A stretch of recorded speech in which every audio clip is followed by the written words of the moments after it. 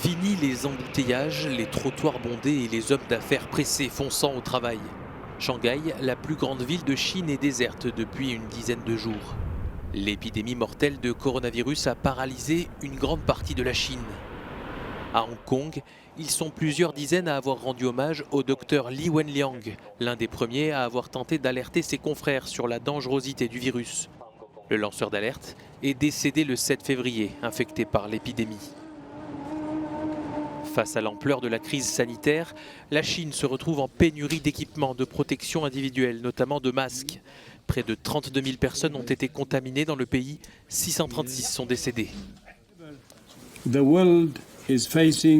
monde fait face à de graves perturbations sur le marché des équipements de protection. La demande est 200 fois plus élevée que la normale et les prix sont jusqu'à 20 fois plus élevés. Cette situation a été exacerbée par une utilisation inappropriée et généralisée de ces équipements. En conséquence, il y a maintenant des stocks épuisés et des arriérés de 4 à 6 mois.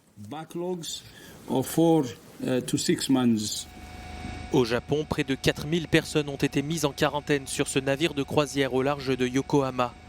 D'après le dernier bilan, 61 personnes à bord ont été contaminées. Le confinement pourrait se poursuivre jusqu'au 19 février. Une autre croisière a été immobilisée ce vendredi dans le New Jersey aux États-Unis. 27 ressortissants chinois présents à bord ont été dépistés.